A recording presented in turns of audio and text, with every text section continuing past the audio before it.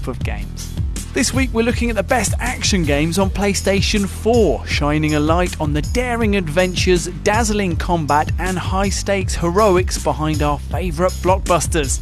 In no particular order, let's get started with Batman Arkham Knight, because even now, almost 5 years later, it's hard to find a game that looks as good as Rocksteady's closing chapter of the Arkham trilogy, an extraordinary mix of technical muscle and creative flair that gives us a deep, textured Gotham of shadow and light. Knight is a suitable climax to a brilliant series.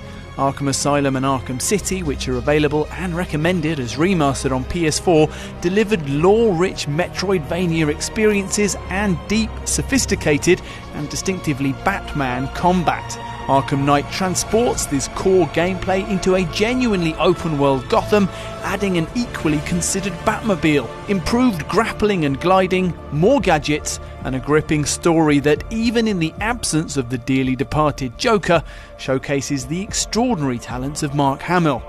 Arkham Knight is a huge, sumptuous send-off and still one of the finest action games there is. If you're lying, I'll break the other one. The other one?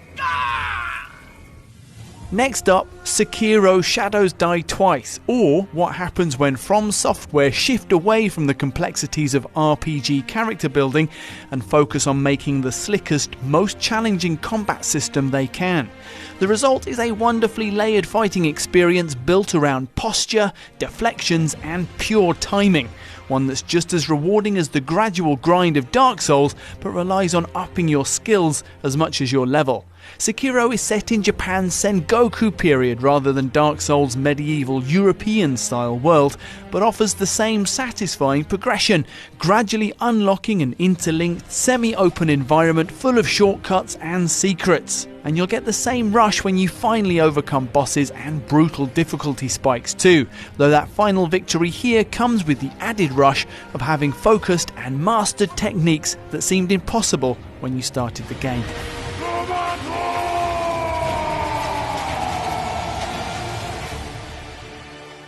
Dishonored 2 is unlike any of the other entries on this list. It's an action title for sure, but also an immersive sim, the name for a particular style of game emphasising deep systems and player choice. Here that means an incredibly rich narrative set in a superbly textured world, and a series of powers that combine with flexible mission design to offer multiple solutions to any given problem. It's a nerdy sandbox of puzzles, lateral thinking, and, if you fancy it, crazed action. The game can accommodate absolute stealth, with players consuming each level and intricacy piece by piece, avoiding detection throughout, and frenzied, superpowered violence, as well as everything in between. It is, along with its predecessor, again available on PS4 as a remaster and totally worth your time, a sophisticated, hugely satisfying, and however you approach it, brilliantly playable triumph. How many times have I looked at that skyline? It feels like everything just changed. Next we have 2018's God of War, an epic jumpstart for what might be PlayStation's defining action series. Back on PS2, the original God of War proved that Western developers could compete with their more established Japanese peers when it came to slick, split-second combat.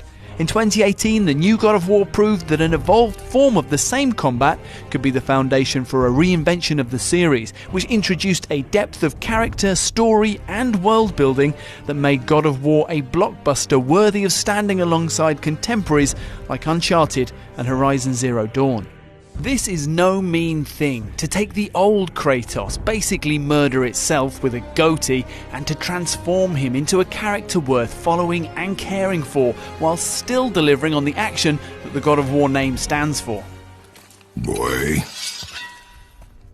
As a playground for stalking orcs and taking on Sauron's armies with some unusually slick Batman-style combat, both Shadow of Mordor and its ambitious follow-up Shadow of War are huge, time-swallowing fun. In fact, there are two things that push the Shadow games into our top 10. The first is the Nemesis system, through which you can interact with Mordor's ranks of orc captains, conscripting them or getting revenge on them for your previous deaths. It's a brilliant game within a game.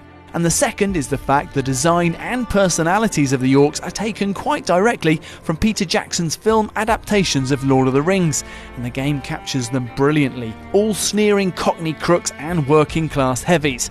In Shadow of War, these things combine in huge siege set pieces where you invade fortresses with your conscripted armies, complex, customised and climactic action sequences that feature actual dragons.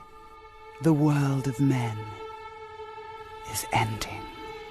Devil May Cry 5 is up next, a sequel that is for our money the purest expression of the series' stylish action philosophy that Capcom has ever produced. You've got 3 characters to master. First up, there's Nero with his sweeping sword attacks, thumping double-barreled revolver and detachable exploding robot arms. Then you've got Dante, the solid snake of the Devil May Cry universe, a versatile showman who's just as comfortable juggling demons with graceful swordplay as he is punching their faces off with a set of fiery gauntlets. And finally there's V, a mysterious newcomer who summons a trio of demons to do the fighting for him. Shifting between these characters is a bit like changing the lens on a camera. You're still controlling the same machine, all that differs is the way in which that machine frames the action. V is the wide angle, offering you a panoramic view of the action, almost as if you're directing a ballet from high in the gallery, which makes Dante and Nero the leading actors, the stars of a combat system where style is substance, and one that encourages you to play again and again until you've achieved that elusive S rank, awarded for fighting as beautifully as possible. Throw in a satisfying story sure to please long-time fans, and you've got arguably the best Devil May Cry yet. Devil May Cry. Dante, do you have any idea how many times I've tried to call? Like a zillion. Oh my god, tonight's my birthday party. Yeah, I'm turning 18. Not a little kid. And completing our lineup of top-tier hack and slashers is Nioh 2, although between us feel totally free to include the first Nioh as well. Nioh 2 stands alongside Sekiro, God of War and DMC5 as a must-play for deep combat enthusiasts. Like Sekiro, Nioh describes itself as a massacre title, a tough, leveling, boss-battling RPG, and like Sekiro it has a complex and hard-to-master fighting system. But where Sekiro is all about timing and deflections, Nioh is about stamina management, strategy and deep character customization. Different weapons unlock different movesets, stats and abilities are affected not just by leveling but by armor and gear, and success depends on getting to grips with the key pulse and stance systems. Don't worry, once you've found your weapon of choice and worked out a build that suits you, it all becomes second nature, leaving you to enjoy the fusion of Ninja Gaiden grade combat with hardcore action RPG progression.